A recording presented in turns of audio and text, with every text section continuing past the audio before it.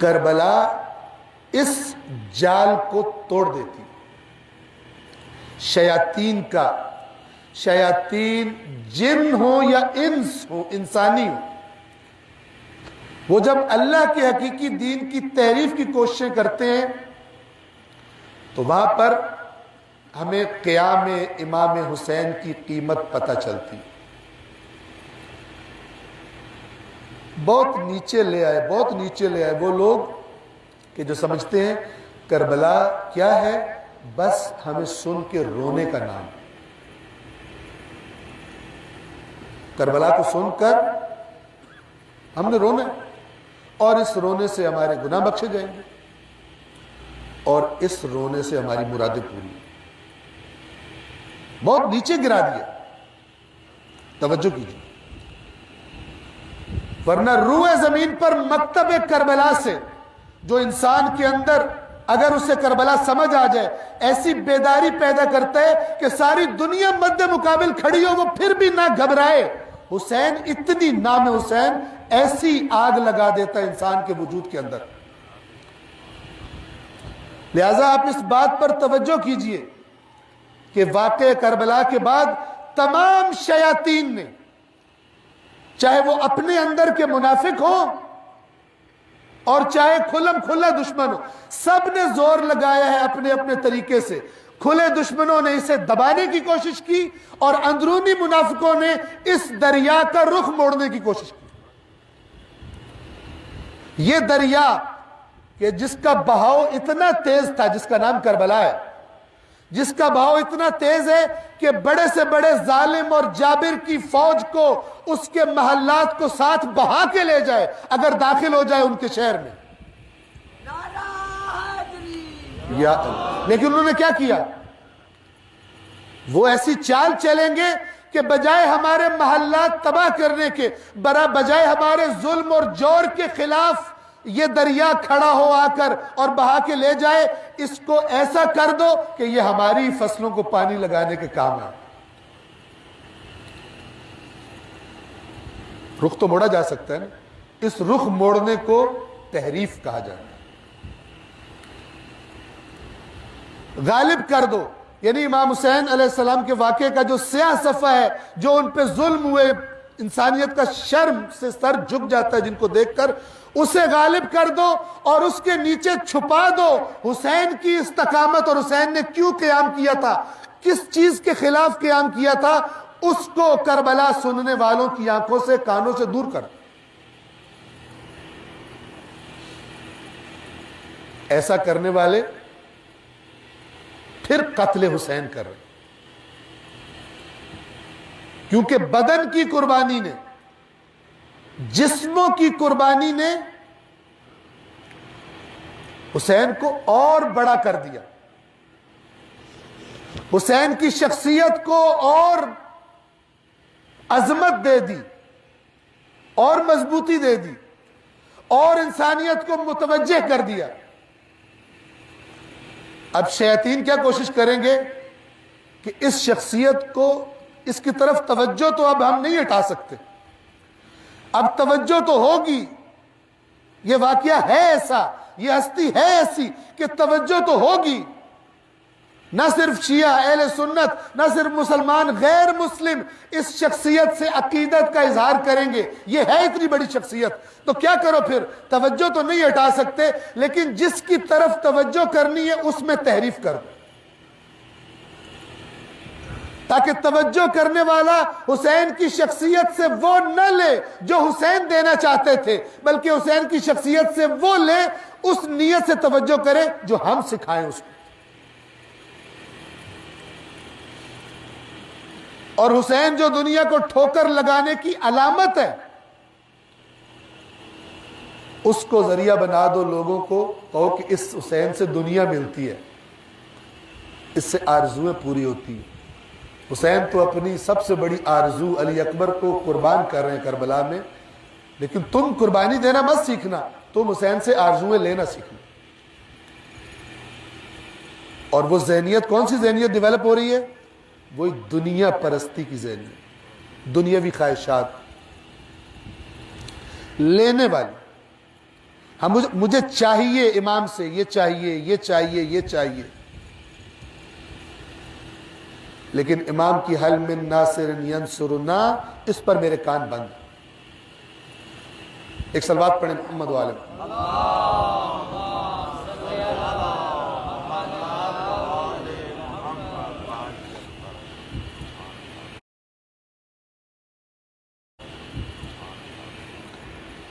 رشتہ کیا ہے، حکمت کیا ہے اتنی تاکید کی جو عزاداری کے بارے میں کی گئی؟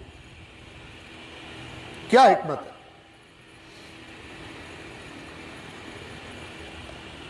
وہ جو آخری انقلاب ہے اس کے لیے زمینہ ہموار کرنا، اس کے لیے تیار ہونا۔ میں پہلے بھی کہہ چکا، آپ اور بھی علماء سے سنتے ہوں گے،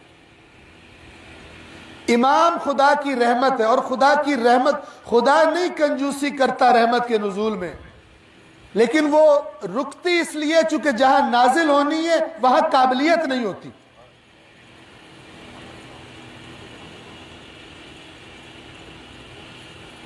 گیارہ ائمہ کے زمانوں میں جو لوگ رہے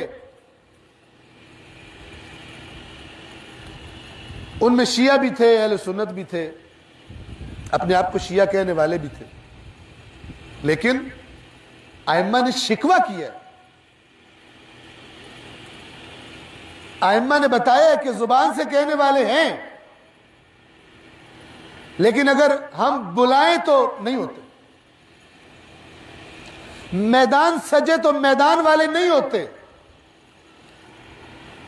ہاتھ چومنے والے، امام کا پیا ہوا پانی لے کے جانے والے برکت کے لیے، وضو کا پانی جمع کر، یہ بہت ہے، امام میرے لیے دعا کر دے، بہت ہے، لیکن جو اللہ کے نمائندے کا، جس کے لیے اللہ نے اسے بھیجا ہے، اس کے ہدف میں اس کا ساتھ دینے والے ان صفات کے لوگ وہ نہیں ہوتے۔ ان کی قلت کی وجہ سے اور دنیا پرستوں کی کثرت کی وجہ سے ائمہ تنہا رہے، ائمہ تنہا رہے۔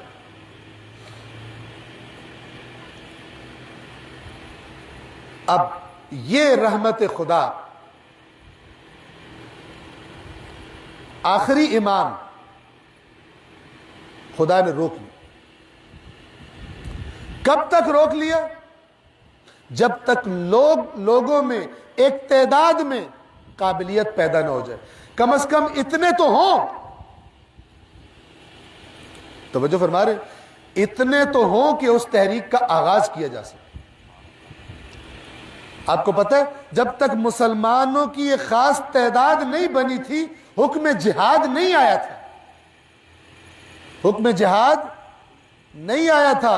اللہ کے نبی فرماتے تھے صبر کرو، برداشت کرو، مارتے ہیں تمہیں، برداشت کرو، خدا کے لیے برداشت کرو۔ مکہ میں قتل کر دیے گئے جناب عمار یاسر کے والدین، صبر کرو کیونکہ تحریک کو نقصان ہو جائے گا۔ لیکن جب ایک تعداد بن گئی کہ جو میدان میں جا سکتے تھے اور گئے، تو اللہ تبارک و تعالی نے پوری شدت کے ساتھ جہاد کا حکم صادر فرما دیا۔ حکمت اسی میں تھی۔ اسی طرح اس آخری تحریک کے لیے جب ان صفات رکھنے والوں کی ایک تعداد پیدا ہو جائے گی کہ جو اللہ تبارک و تعالی سب سے بہتر جانتا ہے،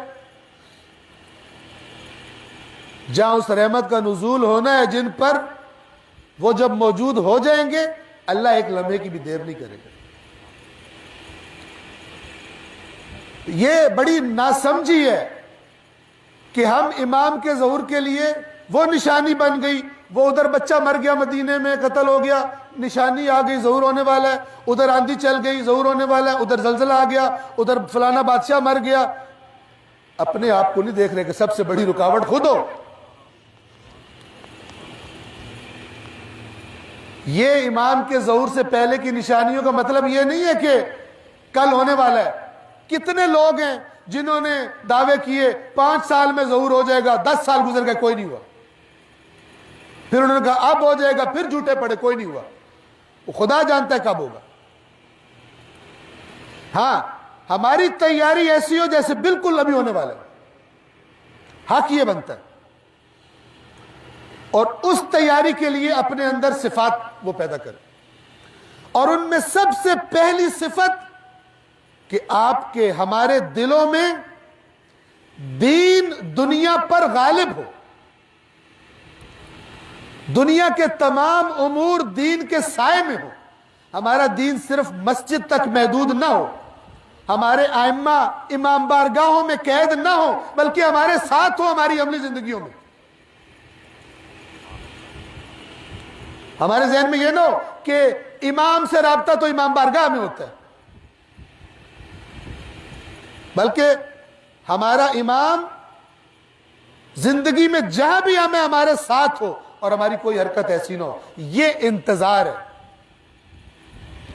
یہ انتظار نہیں ہے کہ روٹین میں آئے دعا مانگی اللہم کل ولی اور سمجھ لگے ذمہ داری انتظار کی ادا کر دی، اور وہ دعا مانگتے ہوئے بھی ذہن پتہ نہیں کہاں پہنچو، انتظار نہیں۔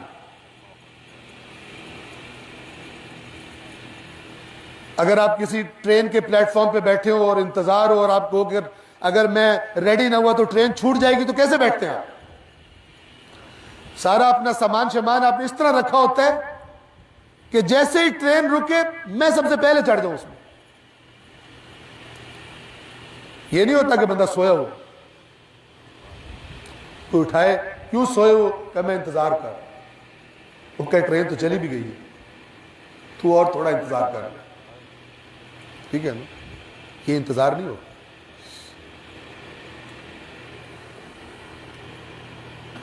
عزاداری کی حکمت کیا ہے؟ توجہ کرواتے ہیں امام حسین، ہر سال نیا کرنے کی کوشش کرتے ہیں ہمارے عہد کو اس دین کے ساتھ، اور وہ آ کر کہتے ہیں کہ توجہ کرو، مجھے رونے والوں، میرا ذکر سننے والوں، جانتے ہو توجہ ہے تمہاری میں کربلا کیوں گیا تھا؟ دین کے لیے گیا تھا۔ تمہارے اندر وہ دین کس حالت میں، تمہاری زندگیوں میں وہ دین کس حالت میں؟ اس لیے نہیں آتے کہ دین کی دھجیاں اڑا دو، دیکھنے والا کوئی تمہیں کہے یہ کس دین کے پیروکار ہے، اور مجھ سے آؤ آپ چٹ لینے کے لیے کہ جنت تمہاری پکی ہے۔ بدترین خیانت ہے امام حسین کے ساتھ، اور ظلم ہے کربلا کے ساتھ، ان تمام شہداء کے خون کے ساتھ خیانت ہے۔ جیسے ہم کہتے ہیں نا، ابھی 14 اگست گزرا تھا، جنہوں نے اپنے جانیں دی، خون دیے، کیا کیا ظلم سہے اس پاکستان کو معرض وجود میں لانے کے لیے، کیا سمجھتے آپ روز قیامت ان کا حق ہماری گردن پہ نہیں؟ وہ ہم سے طلب نہیں کریں گے کہ ہم نے جو خون دیا تھا تم نے کیا کیا جب تمہارے ہاتھ پہ چڑھا یہ پاکستان؟ ہم نے بعض لوگوں کی عیاشیوں کے لیے نہیں بنایا تھا، ہم نے بعض لوگوں کو لوٹ مار کرنے کے لیے، شکار کھیلنے کے لیے، میدان پرووائڈ کرنے کے لیے اپنی جانیں نہیں دی تھی۔ ہم کہتے تھے پاکستان کا مطلب کیا؟ لا الہ الا اللہ، توحید کا گھر ہو پاکستان، اس لیے بنایا تھا ہم نے۔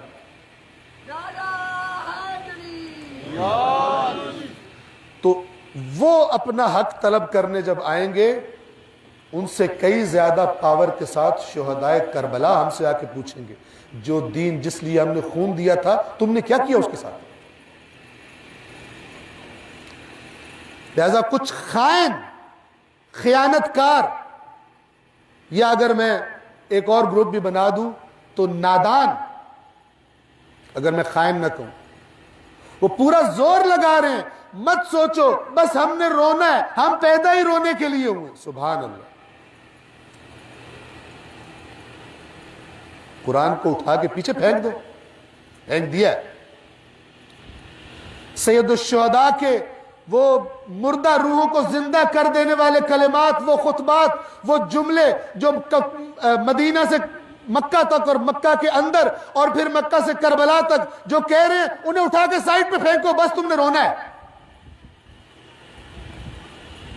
کتنی بڑی خیانت ہے یہ کربلا کے ساتھ.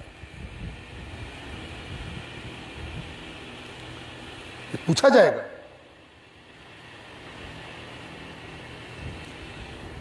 آپ ذرا اپنی عقلوں سے غور کیجیے کہ امام حسین قربانی دے رہے ہیں, پورا خاندان رسول ذبح ہو رہا ہے تاکہ لوگوں کے گناہ بخشے جائے بعد میں آنے والوں کو. کتنا بےہودہ نظریہ ہے, کتنا شیطانی نظریہ ہے, جو پہلے اس نے عیسائیوں میں ڈالا اور پھر ادھر بھی لا کے پھینک دیے. لوگ بیکار ہو جائیں, حقیقی حسین سے کٹ جائیں. یہ فرسٹ ٹائم نہیں ہے کہ جو کسی دین کے ساتھ ہوا ہو مسئلہ, پہلے بھی ہو چکا. وقت تمام ہو رہا ہے.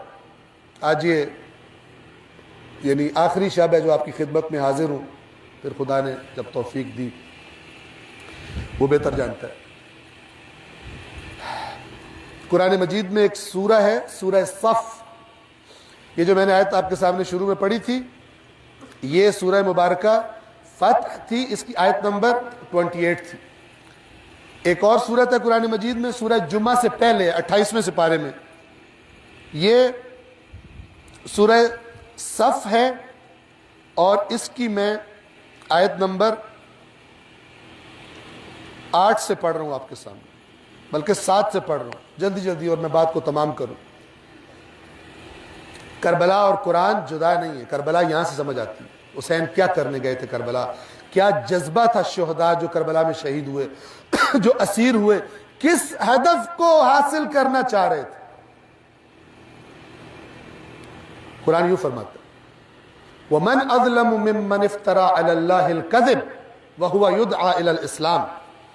اس سے بڑھ کر ظالم کون کہ جو اللہ پر جھوٹ باندھے جبکہ اسے اسلام کی طرف دعوت دی جا رہی ہو, اور وہ کوئی اور چکروں میں پڑ جائے, تحریف کرے, بہانے بنائے. وَاللَّهُ لَا يَهْدِي الْقَوْمَ الظَّالِمِينَ. ایسے ظالموں کی اللہ ہدایت نہیں کرتا. یرید, یہ جو کربلا میں تحریف کرنا چاہتے ہیں, روح کربلا سے کاٹنا چاہتے ہیں حسین حسین کرنے والوں کو, یہ آیات ان پر فٹ آتی ہیں.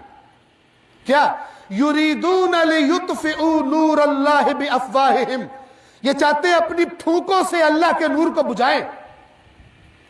مصباح الہدا حسین بجھائیں. لوگ ہدایت نہ لیں, مرادیں لیں. لوگ دین کا عشق نہ لیں, دنیا کا عشق پورا کریں اپنا. اور جو دین پہ عمل نہیں کرنا دنیا میں, آخرت میں کنسیشنز کی شارٹ کٹس جانے. یہ چاہتے ہیں اللہ کے نور کو بجھا دیں اپنے منہ سے. واللہ متم نورہ, اللہ اپنے نور کو تمام کر کے رہے گا, مکمل کر کے رہے گا. ولو کرہ الکافرون, اگرچہ کافر کا مطلب ہوتا ہے جان بوجھ کے نہ ماننے والا.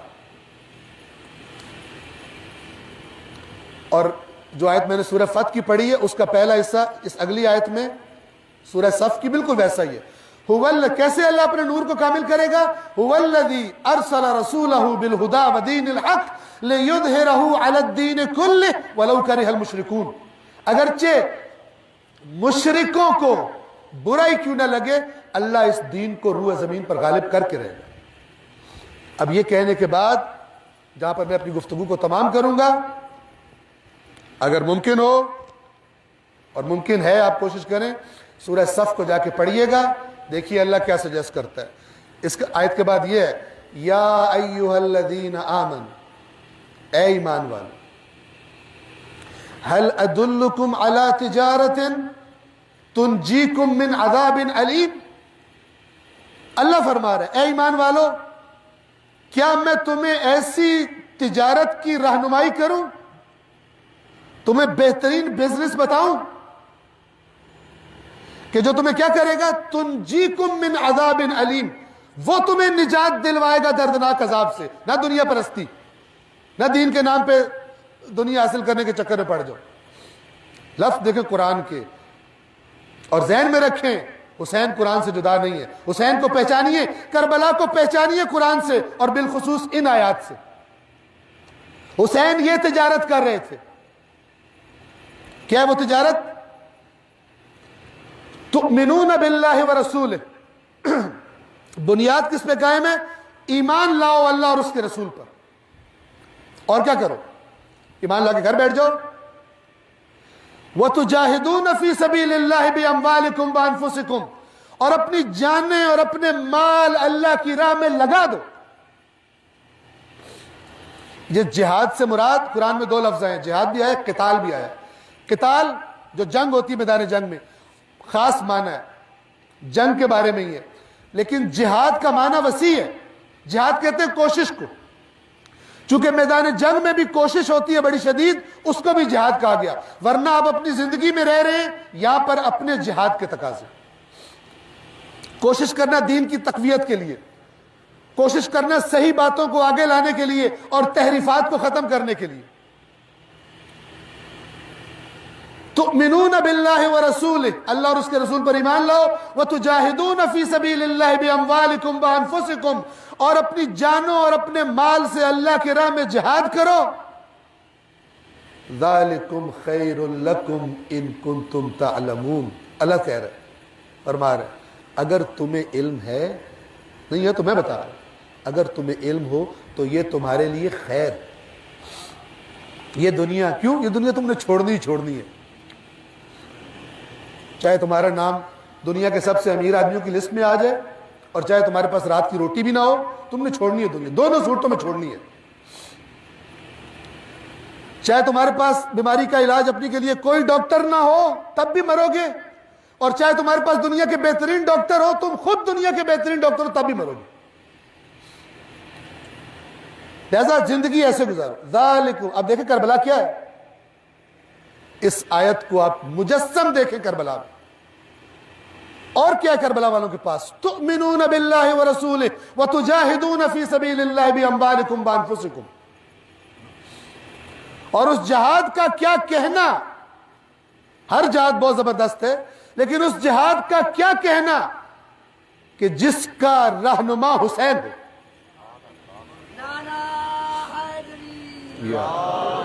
ذالکم خیر لکم ان کنتم تعلمون, یہ تمہارے لیے خیر ہے, بہتر ہے اگر تمہیں علم ہو تو. کیا کرے گا اللہ؟ اگر یہ کرو گے تو ایویں نہیں گناہ بخشے گا, چٹکی بجاؤ سارے گناہ بخشے گئے, یہ کرو سارے گناہ ایسے پیکج قرآن میں نہیں ہے.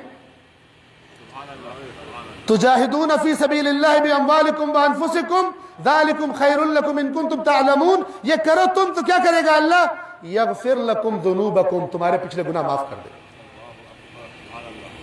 کیونکہ تم آ گئے ہو, اس کے لشکر میں آ گئے ہو, تم رسول اللہ کی تحریک میں شامل ہو گئے ہو, تم حسینی تحریک میں شامل ہو گئے ہو, انا من حسین کی روشنی میں. اب حسین کا مکتب رسول اللہ کا مکتب ہے. یغفر لکم ذنوبکم, تمہارے گناہ معاف کرے گا. ویدخلکم جنات تجری من تحتها الانہار, اور تمہیں ان جنتوں میں داخل کرے گا کہ جن کے نیچے نہریں جاری ہیں. ومساکن طیبہ فی جنات عدن, اور ہمیشہ رہنے والی جنتوں میں بہترین مسکن, بہترین گھر دے گا. تم نے پورے کراچی میں ایسا بنگلہ نہیں دیکھا ہو, پورے دبئی میں نہیں دیکھا ہو, پورے امریکہ میں نہیں دیکھا ہو. ومساکن طیبۃ فی جنات عدن ذالک الفوز العظیم, یہ ہے عظیم کامیابی. ٹون چیک کریں قرآن کی, اور ہم جس طرح جنت لیتے پھر رہے ہیں اس کی ٹون چیک کریں. اہل بیت نے حق فرمایا, پہلے دیکھنا قرآن کے لب و لہجے سے. ہمارا لب و لہجہ قرآن والا ہوتا ہے, ایسے نہیں ہوتا. لہذا میں کیا کہا کرتا ہوں کہ اس کام کے لیے, اس تحریف کے لیے کیا کیا گیا, قرآن کو ہی آؤٹ کرو میدان سے, اس کے بعد کھل کے کھیلو. پھر ان کے پاس چیز ہی کوئی نہیں جہاں سے ان کو پتہ چلے صحیح بات کیا اور غلط بات کیا ہے. بس ان کو صرف وہ سبز باغ دکھاتے جاؤ, اس سے یہ ہو رہا ہے, اس سے یہ ہو رہا ہے, اس سے یہ ہو رہا ہے. وَأُخْرَى تُحِبُّونَهَا, یہ تو آخرت کا ذکر تھا نا. اب دیکھیں آپ, آخرت کا ذکر تو آخرت میں ملے گا. میں نے ان تقاریر میں کہا تھا, آپ کی خدمت مجالس میں عرض کیا تھا کہ جو اصلی دین ہے وہ پہلے دنیا میں فائدہ دیتا ہے, پھر آخرت میں دے گا. جب آخرت کا ٹائم آئے گا تو دنیا میں ذلیل ہو رہے سمجھ رہے, آخرت میں باغ لگے پڑے, ہمارے لیے غلط ہے. دنیا میں ذلت پر اور ظلم کی برداشت پر اور جہالت پر اور کرپشن پر اور بے حیائی پر کمپرومائز کر کے بیٹھے ہو, اور چند منہ سے الفاظ بول کے سمجھے کہ اللہ نے جنت کے باغات لگا رکھے, غلط ہے. کیا فرما رہے ہیں؟ وَأُخْرَى تُحِبُّونَهَا, اور آخرت کے علاوہ ایک اور چیز بھی جو تمہیں بہت پسند ہے, نصر من اللہ و فتح قریب، اسی دنیا میں اللہ تمہاری مدد کرے گا اور قریب زمانے میں تمہیں فتح عطا کرے گا۔ نصر من اللہ و فتح قریب وبشر المؤمنین، اور اے رسول مومنوں کو خوشخبری دے دے۔ اب یہیں سے پتہ کر لیں مومن اللہ کسے کہہ رہے ہیں، یعنی جو اس کام کے لیے تیار ہیں، اے رسول ان کو خوشخبری دے دیجئے۔ صلوات پڑھیں محمد و آل محمد۔